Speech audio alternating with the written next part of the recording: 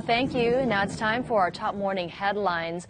And exactly 20 years ago today, Hurricane Iniki pummeled the state, affecting Kauai the hardest. It roared ashore as a Category 4 hurricane with winds of 145 miles per hour. And it struck just 10 years after Eva, a Category 1 storm that had hit the island. 1,400 homes were destroyed during Hurricane Iniki, more than 5,000 others severely damaged. Kauai slowly rebuilt, but Iniki changed the way island homes were constructed, now requiring hurricane clips and anchors and tax credits for storm-safe rooms. Now, 20 years later, Kauai has picked up the pieces, and joining us live via phone for an update on Kauai's hurricane preparedness today is Kauai Mayor Bernard Carvalho. Good morning, Mayor, and thank you so much for joining us. Good morning, Mahelani. Aloha. Aloha to you. Now, a lot of people are talking about the anniversary today. Where were you exactly when the hurricane hit? Actually, I was at home with my family and a good friend who was visiting with us, and so we hung together, throughout the terrible hurricane time and community. After the hurricane, it was obvious that we all had to pull together. This devastation really connected community, neighbor to neighbor, heart to heart, community to community, and so we endured up until now. And we're a resilient island, and we're working closely always. You know, when you see the video of the storm damage, it's really incredible and overpowering. What was one of the most clear images that sticks in your mind today?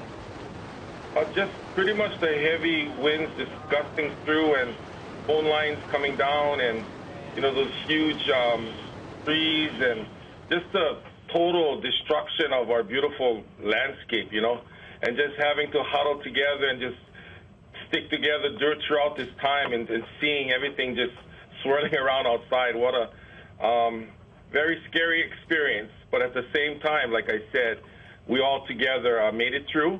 And, as we reflect back, we need to really be prepared as much as we can to be prepared for anything like that to happen again. Absolutely, and we'll get to the island's preparedness in just a moment. But I wanted to ask you about the Cocoa Palms, that historic hotel that was basically destroyed and then shut down for several years after the storm. What's happening now with the Cocoa Palms? Well, the Cocoa Palms is one of the physical reminders of, Hurricane Iniki.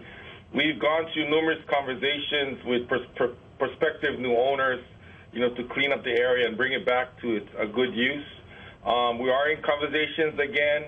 We are looking at, hopefully, very soon, making some good decisions to bring Cocoa Palms back and have it be viable to create jobs and impact our visitor industry. So look forward to that. We're in conversations as we speak. Well, certainly a lot of people are looking forward to some movement at the Cocoa Palms.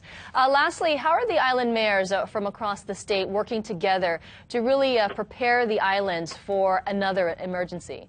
Well, let me tell you that, we've 20 years later, our emergency operating centers are top-notch. We have video conferencing technology right now where I can actually talk with Mayor Kinoa and Governor Abercrombie and Mayor Kauai and all the mayors throughout the storm or whatever devastation is hitting. So we have connectivity. We have great upgraded communication systems for our radio systems. There's a lot of connection and exercises happening between islands. We're sharing resources.